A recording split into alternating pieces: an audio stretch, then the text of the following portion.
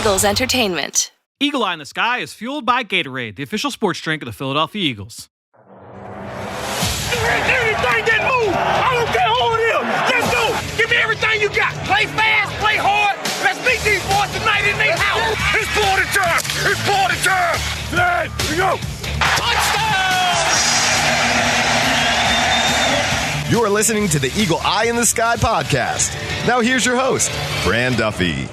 That's right, another week, and we've got a big win for the Eagles going into the bye as the Eagle Eye in the Sky podcast, fueled by Gatorade, continues. I'm Fran Duffy, and as always, I think we've got a great show for you here on episode number 378. At the top of today's show, we've got Chalk Talk, where I chat with Greg Cosell from NFL Films so that we can break down the biggest takeaways from this win over the New York Jets and kind of take stock of this Eagles team heading into the very late bye week as the Eagles prepare for that stretch run. 4 games against the NFC East in the final 4 weeks of the season. We're going to get you ready for that stretch run for this Eagles team. Before we get there, a couple of things I want to make sure we hit on. Number one, make sure you go on over to our Apple Podcast page. Leave us a rating. Leave us a review. If you've got a question, if you've got anything that you want to know about this football team going into the bye at this stage of the season, late in the year, only 4 games left, all against the NFC East. Now's the time. Jump on over to our Apple Podcast page. Leave us that question in our comment section, or if you just want to throw us your support, like I said, that is the number one way to give us some help here as we go into the holiday season. It is the season of giving, so give us your support by going on over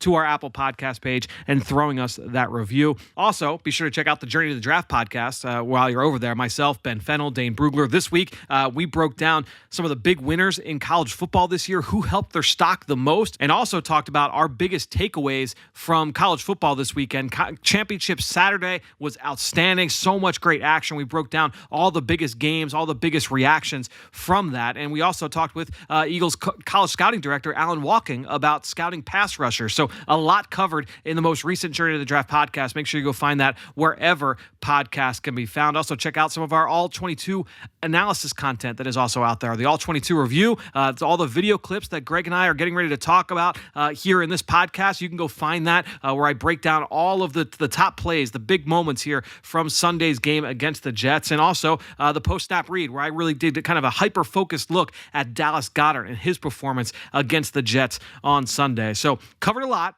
but we're going to cover more here coming up now with Greg Cosell. It's time for Chalk Talk. Let's get down to business. It's time for Chalk Talk. All right, well, excited to dive into the film as I welcome in my friend Greg Cosell from NFL Films. Greg, fun game to be able to go back and study. Obviously, it wasn't always pretty, and you could look at really all 3 sides of the ball. There were some errors that the Eagles made that were costly, especially early on. But I think that they really rebounded well, and especially look on offense, on defense, a lot of good things to kind of take away from this film against the Jets. I tell you what, though, Fran, who would have thought that first half would have been the first half? Yeah. In terms of 6 consecutive possessions with touchdowns. Yeah, I mean, I don't think anybody called that one. I don't think anyone. No, I can't. I'm sure it's happened, obviously, but I can't remember the last time I saw that. Right. Certainly with the Eagles. No doubt. And so, kind of looking at this, we'll start on the offensive side of the football. And I guess, look, the way I would almost want to frame this is, we're going to talk about, obviously, the way Gardner Minshew performed in this game, but he is the backup quarterback. And I guess that's the thing for me is like, I think obviously there are always going to be people that want to try and stir controversy when a backup quarterback does well. But to me, I look at this and say, this is what you want. If you're a coaching staff, you want your backup quarterback to come into the game and execute the game plan and say, hey, this is what you're asked to do, come in and execute at a high level. And I think that's what we saw from Gardner Minshew. He did a good job of taking what was given to him by the defense. He made good decisions with the football. It wasn't always pretty. The ball placement wasn't always great. The touch wasn't always there. But I think overall, he came out and executed the game plan. No question. And I think for some, what makes it, maybe more interesting or more problematic, whatever word you want to use, is the fact that he plays totally differently than Jalen Hurts. Yep. So they see a difference, and because the execution was pretty high level, they think, oh my God, this guy should be the starter. And it's irrelevant what anybody thinks. The fact is Nick Sirianni's made it clear that Jalen Hurts is the starter. And by the way, we'll get to this game in a sec, but Jalen Hurts has started 16 NFL games now. Yep. That is one season's worth of games. And you and I both know that the style of quarterback he is, because he's not a pure drop back player and a pure pocket player, that sometimes that style quarterback needs more time to develop and grow into the position. So the bottom line is, you hit it right on the head. If you need your backup quarterback to win a game, a very important game, to stay in the playoff picture, that's what you want. You want execution. And that's exactly what Gardner Minshew did. He executed the game plan really well. Yeah, the way I've kind of thought about it is that obviously this is coming off of the game against the Giants, where Jalen Hurts had one of his worst performances of the year, had those 3 interceptions. If this game happened after, say, the Denver game back in Week 10, when Jalen Hurts looked at his best and was outstanding and carved up a good defense out there with the Broncos, my guess is there wouldn't be that same discussion, right? And so that, to me, that's why that conversation happens now, because the last we saw of Jalen was not at his best. But as you mentioned, Nick Sirianni has said multiple times since Sunday, Jalen Hurts is the starting quarterback of this team. And so with that out of the way, let's get into what the offense looked like here in this game and what we saw from them early on. Yeah, well, a couple of things stood out to me.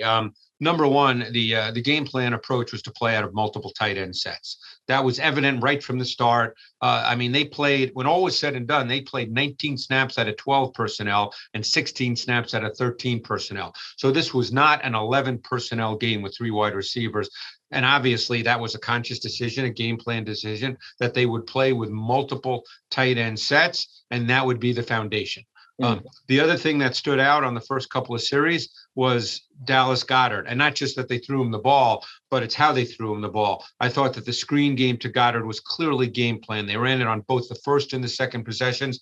They got to it out of different personnel and with different backfield actions and different looks. So clearly that's something they wanted to get done against this defense. I loved the one on the second drive, the one that came off the tackle power play action. It was the one on the left side.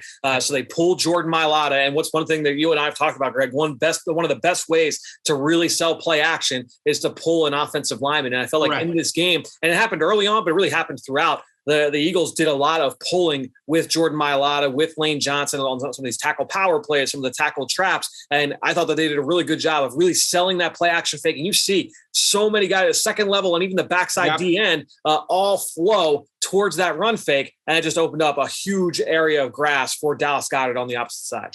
Yeah, and that was also the one, I believe, where didn't they have twins to the side that they ran it to initially? Yeah, I think so. And I love the routes on that side, removing defenders. See, that's always important. You want to remove defenders in the screen game so that maybe there's only one guy that you really have to block. And I thought they did that exceptionally well on the second one. Also, the second one was another example of Jason Kelce just having fun out there. Just looking like he was 20 years old again. So, that's always fun to see. Yeah, and Nick Sirianni giving an update on Jason Kelce. He had the injury late in the game, said that indefinitely out, no timetable yet on it, but was hopeful. I believe the word was hopeful that he would be back and ready after the bye against the Washington football team. So it's certainly something to watch there. But getting into what we saw, Dallas Goedert certainly a featured part of this passing attack, continuing to contribute in the run game as well. Has a couple of key blocks on some long runs. But to me, the big thing was seeing the way that they wanted to utilize Dallas Goedert in this game. And I thought too, when you talk about the screen game, we saw some screens to Gainwell. We saw some screens to Miles Sanders. I thought the screen game in general was certainly a focal point against the Jets. Yeah. And Goddard, you're right. I think that was really important. And obviously that was game plan because of what they did on the first 2 possessions. Yep. The first touchdown, that reminded me, and obviously a different coaching staff, but everybody runs the same plays for the most part, but it may not have been the exact same play, but it kind of reminded me of a touchdown he scored against the Cowboys a couple of years ago. I believe it was a game they lost, but it was a 28-yard touchdown where he ran, the over route. I think Jeff Heath was the post safety for the Cowboys at the time. Yeah. Do you happen to remember that play? Yeah, I do. Yep. Yeah, it probably wasn't the exact same play, but it just, we basically ran an over route. It had a 4 verticals concept feel to it, this particular one, the 36-yarder this past week. And they went again with inside zone play action. Actually, this time Minshew was under center. This was conventional inside zone play action. Which helped because the guy who had to carry him was the linebacker Quincy Williams, and if a linebacker pauses and then has to carry a vertical, which he did because it was an inside vertical, because Goddard off motion, I believe. Yes. He was off motion. Off motion became number 3 to trips. And when you're number 3 to trips, that inside linebacker or that inside hook defender has to carry number 3. And he got stuck with the play action. He couldn't do it. Yeah, that was the thing too. It started as a close formation. It was a 2 tight end set over to the boundary. He was lined up initially at number 1, and he had a safety over top of him in Elijah Riley. But after the motion, Riley stayed put with Jack Stoll, and he became more the problem for the linebacker Quincy Williams. And as you said, he was able to win athletically down the field, made the play for the touchdown. And then on the second possession, just a well executed rub concept against man coverage. There's not much. Love the play. And by the way, the thing that really stood out to me. And you know me, I look for details and nuance. I love Goddard off the line of scrimmage. He slow played or tempoed his release. And that's obviously taught that way because you want to make sure that Guidry, that's the guy who was on him, it could be anybody, but in this case it was Guidry of the Jets, that he stays with his eyes on the receiver so he's not aware that there is a natural rub coming. And by tempoing and slow playing your release, you in many ways force the defender right over you to keep eyes on you because, hey, he could break to the inside. So I thought Goddard really did a good job there in terms of the details and nuance of that route so the rub element could work at its most effective. And I think, too, that it was most impressive, too, when you factor in the timing of that release, that included a short motion from Boston Scott. He was the outside receiver. The Eagles in an empty set. It was empty, yes. Yeah, so Scott comes in short motion. So that release has to time up well with that motion. So they repped that this week, except of course Boston, they did. But Boston Scott did not rep it because he missed all the entire week of practice with an illness. So the fact that they were able to have that timing down and execute that, I thought was really, really impressive. And also same concept that Devontae Smith had scored his first touchdown on back against the Atlanta Falcons in week 1. Against Atlanta. It was the same. It was the exact same play for the most part. Yes, you're exactly right. Yeah, so a concept that has worked for the Eagles here in the past. I mean, it's a man beater concept. We see it's just every team has those kinds of things. It's a man beater concept, and it works. I mean, because you get the natural rub element. And the other good thing about that play is you tend to get the rub element close to the line of scrimmage, so the possibility of offensive pass interference is diminished. Yeah, no question. Well, let's talk about a guy that also made a number of big catches for this team, and that's Quez Watkins. Three catches on third down. What did you see here from Quez in this game? Well, just being honest, I thought 2 of them came because the defender fell down. So, I mean, obviously, you got to catch the ball, but 2 of them came because the defender fell down. So I'm just being honest. I don't know what to say, but I think, I think Quez Watkins has a chance to be a good player. I was happy to see those kinds of routes, to be honest with you, because normally, he's a speed guy. He came into the league as a speed guy. I'm sure they're trying to make him more than that. And, so I was happy to see the kind of routes they asked him to run. Yep, and like you said, still got to be able to come up with the catch on the other side. No of it. question. And did a nice job of just making himself available on those plays. Continue to talk about the offense. Miles Sanders, I thought had a really strong game. I thought he ran really hard. He really stood out to me. I've told you and I've told many others that I thought last year he really improved as a runner, getting a lot of hard yards inside. And I thought that this game really showed that. They ran high percentage zone concepts. They also ran a little trap, little gap scheme. But I thought he really showed a desirable combination of patience, decisiveness, short area burst, finishing traits. He ran hard. He got hard yards. Almost all his runs were inside. So I really thought that he ran really, really well in this game. 12. And the thing is, it was a grinded out kind of performance. He only had 1 run of 10 plus yards. Right. So it was really a grinder performance. And 16 out of his 24 carries came out of 12 or 13 personnel. So they wanted to line up with multiple tight ends and run the ball. Yeah, and to me, even on the plays where is that a hard run? I thought he was more importantly, he was just decisive. There wasn't a lot of wasted movement in the backfield, and there wasn't a lot of the dancing. We saw, there was the one cutback run where he went from right to left, but I think outside of that, I think for the most part, he was really decisive, and I think the fact that he did that and ran as hard as he did while fighting off that ankle injury, which, as he said after the game, is clearly something that's been a factor for him. The bye week coming at a good time here for Miles Sanders. I think that's something that could be applauded as well. You got to give a lot of credit to Miles with the way he ran in this game. Well, and I'm sure he had a little bit of a chip on his shoulder because there's been a lot of talk, as you well know, that maybe he's not the guy and who knows where his future is and all that. And I'm sure he felt like he had to come out and show that, you know what, I'm pretty good at this and I'm the guy. And he ran really hard. And up front, I thought the job from the offensive line, the tight ends, everybody across the board. I don't know if it was a game where I would single out one particular offensive lineman, but I thought Landon had a couple of really nice blocks. Mailata, Lane Johnson, everybody kind of chipping in. Jason Kelsey, as you mentioned on that one screen, just across the board. I thought the offensive line, the blocking teams really worked at a high level. I thought on the Gainwell 18-yard touchdown, I thought it was an outstanding combo block by Dickerson and Mailata on the 3-technique shepherd with Mailata then climbing to get the backside stack back or Mosley. I thought that was done about as well as you could do it. No doubt. I was just going to say that was about as well blocked up, shotgun power run as you could draw up. Same side. Power. Yep. Herbig was the puller. He blocked the play side stack backer Williams. And then the combo, climbing was, you couldn't do that any better, really. That was the way to draw it up when you say, hey, we're going to run this play.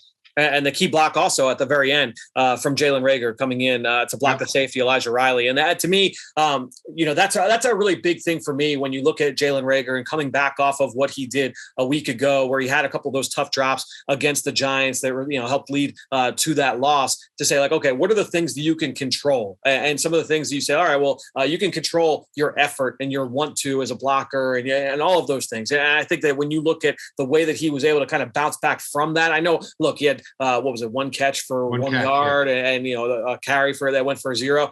Look, I don't look at it from that standpoint, but what are the things that you can control? I thought that that was a good sign there from Jalen Reagor, just his execution on that play. Yeah, no, overall it was a really solid performance. It was just a workmanlike performance all around. Quarterback was workmanlike. Run game was really good. O-line played well. Obviously, it was not a big game for the wideouts necessarily, in terms of big time targets, but the game didn't demand that. Every game, is what it is. And, as you've seen on social media, there's a lot of talk about, it was the Jets. And we know the Jets are not a good team relative to the rest of the league. But, the Jets did beat the Titans and they did beat the Bengals. And they beat the Titans, by the way, with Derrick Henry, A.J. Brown, and Julio Jones, not the current version. So, I mean, it's, let's put it this way. It's a game they had to win on the road against a team that has beaten some good teams. Yes, had a very bad stretch of defense that people talk about. We've spoken about it. But, you still have to go out and execute in those games. Yeah. And to me, the other big thing, just kind of going into this matchup, knowing that Jalen Hurts would not be a part of it, would be how much would the approach change, especially from a run game standpoint. Right. And I think, obviously, look, you're going to see less of the QB influenced run game. We didn't see QB power read and QB counter read with Gardner Minshew, but you still saw the same RPOs that the Eagles have run. We still saw a lot of the straight run game, obviously, in this matchup as well. And I think, obviously, that speaks on their faith in the offensive line, their faith in the tight ends at the point of attack, to be able to handle all of that. But also just kind of looking forward at the identity of this offense, it's pretty clear that regardless of the quarterback, the run game is going to be the focal point of this offense moving down the stretch. And the shotgun run game, because I don't know what you thought going into this game, but I thought that we might see a little more of Minshew under center. And in fact, that was not the case. 15 of Sanders' 24 carries came out of the gun. 24 of Minshew's 28 dropbacks came out of the gun. So this is the way they want to play. And obviously, Minshew's a totally different quarterback than Hurts, but they didn't dramatically change their entire conceptual approach for Gardner Minshew. Obviously, he didn't have the quarterback design run game. We know that, but the rest of it was in some ways conceptually similar. Yeah, I think that's it was a big takeaway for me, just kind of taking a step back, looking at that big picture about the offensive approach. I guess the last thing they kind of hit on here, look, 4-game stretch coming up for the Eagles here against 2 games against Washington, 1 against the Giants, 1 against the Cowboys. Yeah. leaning on like, okay, what is it that the offense can use to their advantage to make this push to the playoffs? And obviously we talked about how Dallas Goedert seemed to be a focal point of the pass game. You talked about the run game. Devontae Smith, a guy that hasn't seen a ton of work from a pure target standpoint. We see the flashes on film. So everything is there. We know that it's all there. It's a matter of volume at that point. I think that's where people got to get caught up on, is he playing well? Is he not playing well? A lot of that comes down to how often you're targeted, and the volume will then come with that. Yeah, and I think what they'll work on in the bye week, personally, they'll work on a lot of things, including self-scouting. But I think you will see them try to add layers to both the run game and the pass game, because I think they know that they'll need more from the pass game down the stretch. The run game's really good. The O-line is playing at a really high level. You could argue right now that the O-line is a top 5 O-line in the NFL. And I see just about every team, so I feel pretty comfortable saying that. But I think they'll want to add the layers to the run game and then add more elements to the pass game that work off what they can do with the run game so they can dictate defensive reaction. That's what you're trying to do. You're trying to define the reads and the throws for Jalen Hurts. So I think that's one thing they'll really focus on during this bye week.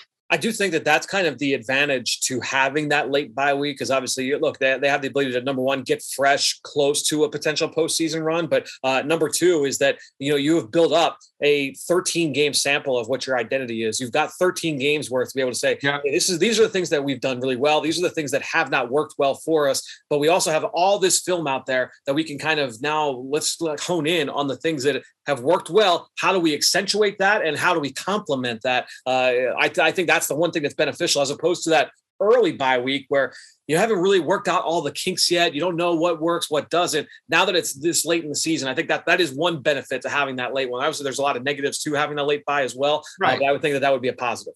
Yeah, no question. I think they clearly have a sense of who they are now with Jalen Hurts at quarterback and how they want to proceed. They're not still figuring it out. They know what they want to be, and now it's time to add and execute.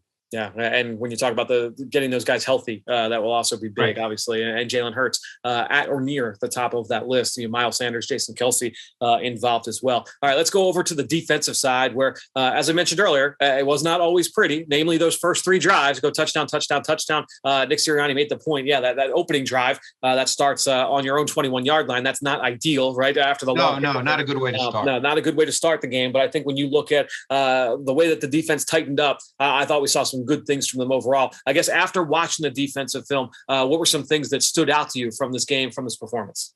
Well, this was a little different game because of Steven Nelson getting hurt. So you saw in this particular game, the Eagles play more zone. And as they got the lead in the second half, they stayed with playing more zone. They didn't pressure quite as much in this game. I don't think they felt they had to. I thought, if you're just talking about individuals, I thought Hargrave really stood out. Yeah. He had some really strong power rushes against the rookie left guard, Vera Tucker, who's a powerful man, and Hargrave made him look not so powerful on a number of occasions.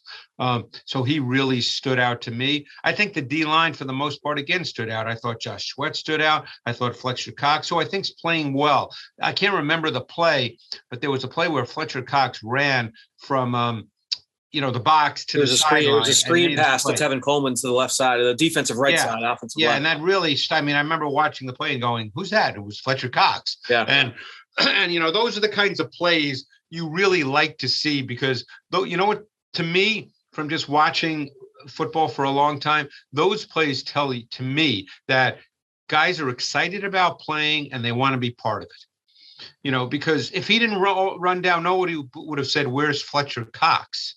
Right. But he ran down and made the play, and he had to run he literally ran half the width of the field to make that play. Yeah. And it was pretty impressive. He's not a small man. No, I think those are the kinds of plays that kind of take the temperature of the defensive identity. And it's something that's been a big part of that defensive line over the since I've been here, right? You said it better than I did. That's what I was trying to say, and you just said it better. Well, thank you. I think it's a good way to just kind of get a gauge of just the way that those guys are A, buying in, but B, what the philosophy is, what they're coaching, what they're preaching, what they're hammering home. And we've seen that. I mean, look, there were a bunch of those kind of plays in this game. I thought Hargrave I think it was the second possession, maybe the first one. They ran that middle screen to Tevin Coleman. I think it was the opening drive. They ran that middle screen. Hargrave did a great job of retracing and getting downhill. Gerard Avery had a couple of really impressive motor plays out the sideline. Josh Sweat had one too. Yeah, he had one too that really stood out to me. And the other thing I was happy to see, because I don't know, maybe the coaches see it differently. Maybe I'm crazy, but I was really glad to see Marcus Epps get a lot of snaps, because I like Marcus Epps' tape. I mean, again, I'm not going to sit here and tell you he's a top 3 safety in the NFL, but I like his tape. And he's a young player. I think there's more there.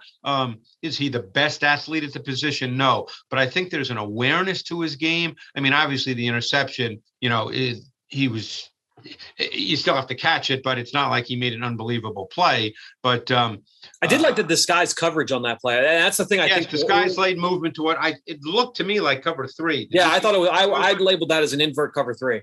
That's what I thought too. Yeah. And they did a bunch of invert cover 2 as well, by the way. Yep, they did. And so basically what happened pre-snap is that you had 2 safeties, Harris and McLeod, lined up deep, and it looked like a 2-high shell pre-snap. And then at the snap of the ball, both of those guys stepped down to cover the middle of the field as middle hook players. And Epps, who was working underneath, well, he dropped back to the post. And basically all that does is it completely changes the picture for the quarterback. You have a 2-high shell, and now it's okay. Middle of the field's open. The underneath middle, the intermediate area, the middle, they found some nice completions there to Elijah Moore in the early stages of this game. Well, that gets completely taken away. You've got both safeties dropping down into the hook, and now those throws are gone. Those off the table. Yeah, and you can do that when it's 3rd and 10. You can't do that when it's 3rd and 3. But you're right. I thought they did. Again, they didn't play as much man and they didn't blitz as much, but I thought they had a number of disguised late movement coverages that they've been doing more and more of throughout the last month, 6 weeks. I know Jonathan Gannon was an easy target, but over the last 6 games, I think they're only allowing something like 17 points a game, Fran. And that's, in this league, if you allow 17 points a game on defense, you have a pretty good chance of winning games. Yeah, there was a stat that Ruben Frank had put out that haven't been many coaches in Eagles history that have kept opponents under 18 points as often as Gannon has done so far this season. It has not been perfect. It has not always been pretty, but I think that they've really kind of rounded into form on that side of the football. And kind of thinking about just taking a step back and thinking about what the approach was in this one. As you mentioned, they didn't blitz off, and they may not have felt like they needed to. I think they kind of relied on that 4-man rush and said, look, Zach Wilson, what has been the big knock on him so far this season as a rookie has been, hey, he's been a little bit too aggressive. He hasn't always let the offense work for him. Well, if that's the case, let's try and see if we can make him do that. Okay. Let's see if we're going to make him do that. And if that changes, then we'll kind of change the game plan, but we're going to take away some of those deeper throws. We're going to change up the coverage looks at times. And I think that worked for them especially once you kind of got into the rhythm of the game. Right. No question. I think that's with a young quarterback, you always want to show some disguise, some late movement. The goal, of course, is to make him think after the snap of the ball. And that's something that the film has told you that Zach Wilson had struggled with when he played this year. And I actually thought, not that we're discussing Zach Wilson, thought he had some good moments in this game. It was one of his better games. Yep. There's still much to work on, but he's definitely had some good moments in this game. Yeah, I think the touch and the ball placement is the one area where I was expecting to see a little bit better over the course of his based off BYU, That's what he really needs to work on. He needs to. Right now, he's a 1-speed thrower. He doesn't throw with any pace and touch, and he must become much more consistently precise with his ball placement. He's all over the place. Yeah, I think I wrote down. I think it was like I described his ball placement as like effortless at times when he was at BYU, and that has not been the case so far in the NFL. So certainly something that he can continue to work on. On the Josh Sweat sack, I thought that was a really nice little breakdown play because I thought that the Eagles really did a nice job in coverage in terms of matching up in underneath zone, kind of taking away that early throw. You get the pressure from Hargrave. You got Barnett kind of flashing color into the B gap, and now Wilson tries to escape through the back door. And he steps right into a very violent finish there from Josh Sweat. But I thought that was a fun kind of breakdown play as well. Yeah, no, this defensive front's playing well. we've talked about Milton Williams. This wasn't his best game, but he plays meaningful snaps and he's a part of it. But Sweat, when he can line up more at the wide 9 and pass rush situations, is very, very good. We've talked about Hargrave all year. He's had a really solid year. And just, I guess, kind of putting a bow on this, talking about the linebacker level. We talked about TJ Edwards, and we've talked about him nonstop, it feels like, over the last month and change. Alex Singleton getting another start here with Davion Taylor on injured reserve. Any takeaways, any thoughts, any notes from those guys as we kind of put a ribbon on the defensive performance? Singleton to me is a fascinating player because, the consensus would clearly be that he's not a great linebacker. I don't think I'm saying anything out of school, but the guy is around the ball a lot and he makes a lot of tackles. Now, I'm not grading him on every play. You're probably watching him more closely than I am, but when he plays, he makes tackles. Yeah. To me, I think the big improvement with him from week 1 till week 13 he's been, and this is just from a linebacking core in general, I would say this, they've been much more aggressive downhill when it comes to the run game. The blocks aren't in their lap 4 or 5 yards deep into the secondary. They're meeting these blocks at 1-2 yards at the line of scrimmage, and they're also showing the ability to beat some of these blocks because they're getting there with some, with more Vic and vigor. So I think to me that has been the one standout thing with me with Singleton. He's a little bit lighter, but he has that ability to beat blocks with his feet as long as he can be decisive and make sure he gets downhill faster. I think he's been that way over the last couple of weeks. I would agree with that for sure. And then I guess just this defense, just big picture looking forward here through these next, you see this 4-game stretch, you watch Washington, you watch the New York Giants, you watch the Dallas Cowboys, just thoughts on this defense now as they're kind of gearing up for their run. We've seen the philosophical changes, the defense kind of starting to evolve right in front of us. Thoughts on just what they're going to try and do during this bye to get ready for the stretch run.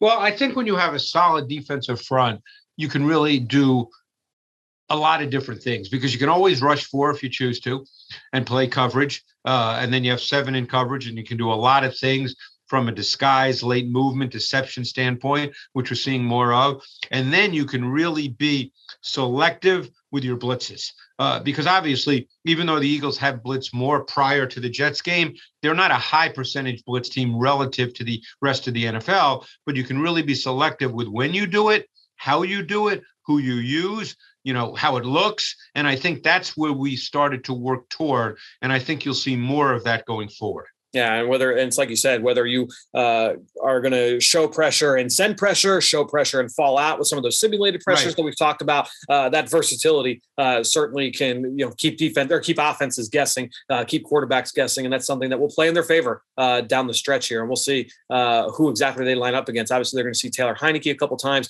Dak Prescott. And then whatever is going to happen here with the Giants, because Daniel Jones obviously injured, Mike Glennon, his status is unknown for this week. I believe. So we'll see exactly what that picture looks like by the time the Eagles take on the Giants in a couple of weeks. But Greg, we will continue to break this team down for the final stretch run of this 2021 season. Thanks for joining us once again here on Chalk Talk, and we will talk to you next week. Thanks, Fran. Hey, Eagles fans, get ready for the game each Sunday with an exclusive look at Eagles pregame warm-ups brought to you live each week when you join myself, Amy Campbell, and Eagles insider Dave Spadaro on the Kickoff Show presented by Exalta. We provide Eagles-focused analysis, late-breaking news, and the team perspective that you cannot get anywhere else. The Kickoff Show presented by Exalta can be seen live 50 minutes before kickoff on PhiladelphiaEagles.com, the Eagles mobile app, and the team's social media channels. Now it's time to hear from you, the fans, in the Draft Mailbag. So great stuff there from Greg, who you can follow on Twitter, just like I do, at Greg Cosell. And while you're at it, I'm at Eagles XOs. That's where I post all the podcasts I'm a part of and all of our X's and O's content that we produce here with Eagles Entertainment. You know how much I appreciate everybody that promotes this show on all forms of social media. That is one way to support the show. But the other way is to go on to Apple Podcasts or Stitcher, leave us a rating or even leave us a comment. I wanted to give a shout out today to someone who did exactly that. King Rash left a 5-star review saying, was Jalen Hurts' ankle a reason why he was not throwing off of his back foot against the New York Giants? Thank you for the excellent reviews. We as fans enjoy them. Some of my customers probably don't appreciate hearing Eagles news here in Oklahoma, but part of the cost of getting custom granite work done out here. So listening to the podcast while doing installations, great stuff there from King Rash, who was always representing his Eagles love out there in Oklahoma. To me, I would think that I don't know exactly when that injury occurred for Jalen Hurts, but anytime you're talking about a foot or an ankle or a knee, look, the lower body is going to impact a quarterback's ability to throw the football. We also know how much Jalen is going to use his legs in the run game, right? And so clearly that injury had an impact on him in that Giants game. Not sure when that happened and how that impacted him, at what point that started impacting him, but not enough for him to be able to go against the New York Jets.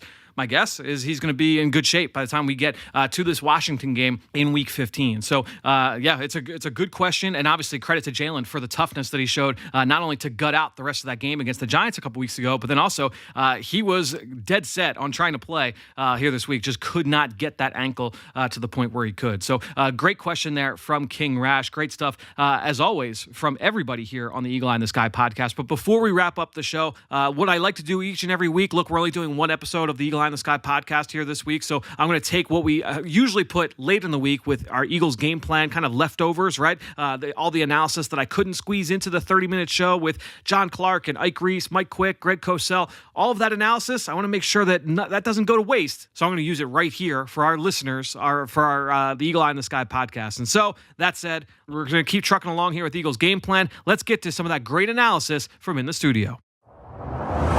And you could probably say the same thing about Dallas Goedert. He became tight end number one when Zach Ertz was traded. He got his contract. What have you loved about Dallas? Well, just his continued evolution at the tight end position, right? And not just being known for being a pass catcher. He has become a complete tight end as he's in his fourth year with the Philadelphia Eagles. A much better blocker than he was when he first came into the league. We know how great he is once he gets the ball in his hands, the run after the catch. Watching Dallas Goedert play the tight end position and continue to evolve can only excite you as an Eagles fan, as you have one of the best bright young tight ends in the game locked up and under your control for the next 4 years. And then when you throw the quarterback into the run game, it just makes it that much harder. Yes. I mean, Jalen Hurts, not only is he very athletic, right, and his speed can be deceptive at times. I think he's running in that sort of cool, calm, slow motion way, but for some reason, guys can't catch up to him. So he's a deceptive runner, and I think he's an underrated, powerful runner. His legs are strong. We know about how much he can squat. He adds that into the run game. I think you're talking about not a three-headed monster, but a four-headed monster that you can add the quarterback in, and it makes it difficult for defenses. How about for you, the young coaching staff, Nick Sirianni? We saw him with a shift from passing the ball then to becoming a running team. How do you think they've grown? It's been tremendous growth, and we should all be encouraged by that. I think the coaching staff as well as the young players continue to ascend in the direction you want to see them in. From where they started off at the beginning of the year to where they are now, you see the improvement. You see it out there on the field. This was a team that had a lot of self-inflicted wounds early in the season, penalties, things that negated positive plays. You're not getting that over the last 4 to 5 to 6 weeks, and it's resulting in W's. Here's the other thing, the ability to change and adapt to your personnel. You talked about guys that have been injured at times, ineffectiveness of the offense at times, having that willingness to go in, look at yourself, do self-scouting and say, well, these are areas that we feel like we can put our players in better positions, right. And they've been able to do that. And again, you see the results out there on the field. So while we talk about how young the team is on the offensive side of the ball and how they're growing, it has to also be encouraging that we're watching a young coaching staff evolve before our eyes as well. Yeah, and you saw when Brandon Graham went down, he was usually the positive energy on the team. Yeah. Slay has really picked that up. And Slay is the number 1 rated corner in man coverage. Is the coverage getting better and tighter? Yeah, well, let me just take Ike's point a little bit further. Look on the other side at Steven Nelson and the way he's playing now. Much tighter coverage on the receivers. And I think you look at that entire secondary, you're starting to see these guys match in coverage a little bit better and making it more difficult at the catch point for these receivers to catch balls. I think the back end has gotten so much better, and I know it has a lot to do with what's happening on the front end and getting pressure on quarterbacks. Now, they've also still been able to get excellent pressure from their down 4. We saw that in the last game against the Jets. We saw Javon Hargrave have some outstanding power rushes against the rookie left guard for the Jets. We saw Josh Sweat with a great spin move against Morgan Moses, the right tackle. Fletcher Cox has played very well over the last month as a disruptive inside force as a pass rusher. They've gotten very good snaps from Milton Williams, the rookie from Louisiana Tech. So what we're seeing now defensively is a defense that can rush the quarterback with their down 4, but can also selectively, judiciously, and when needed, pressure. Zone pressures, man pressures. They're disruptive. Yeah. You're seeing these guys, and they're able to break down the offensive protection. They're able to get pressure on the quarterbacks. There's so many good things that happen when you're able to get pressure on the quarterback and you're able to break down what they want to do, throw off their timing, and that's what this front 4 can do. Perfect examples. You have to pick your poison. And when you go to the left, they're going to beat you on the right. Yeah. You go to the right, they're going to beat you on the left. That's what they're able to do. And how much have you seen an improvement or growth with the linebackers working in concert with the defensive line, run fits, and also plugging those holes, but attacking? And it's really the improved play of the linebackers, right? It really is. Being decisive, getting downhill. My former teammate, great middle linebacker here, Jeremiah Schroeder, that's what he made his living doing, playing downhill in those A-gaps. And he used to say, hey, I got to get to them before they get to me. And that's the way our linebackers are starting to play now. They're on the attack as opposed to receiving the hits. So again, be sure to check out Eagles Game Plan. It'll go up digitally Wednesday across all Eagles channels, or if you live in the Philadelphia area, NBC 10, still Sunday, 10 a.m., the normal time. Make sure you go check it out each and every week, getting you ready for every Eagles game. And we don't take the week off this week just because there is a bye week. So continuing to get you ready and bringing you this Eagles All-22 analysis. Great stuff this week from Greg Cosell. Thanks to him, and thanks to all of you out there for your continued support of this show and all the rest of our podcasts here with Eagles Entertainment. That being said, I think that'll do it. Another show in the books here on the Eagle Eye in the Sky podcast, fueled by Gatorade. For everybody here at the NovaCare Complex, I am Fran Duffy. We will talk to you next week. When the clock hits all zeros, the game might be over, but the action is not. Join us for the post-game show presented by Rico for instant reaction. Watch live as Coach Nick Sirianni and Eagles players come to the podium and meet with the media. We will make sure you do not miss a word. Myself, Ike Reese, and Gabriella DiGiovanni will also break down the game live at the desk and hear from Eagles insider Dave Spadaro to get his thoughts. The post-game show presented by Rico can be seen on PhiladelphiaEagles.com, the Eagles mobile app, and the team's social media channels.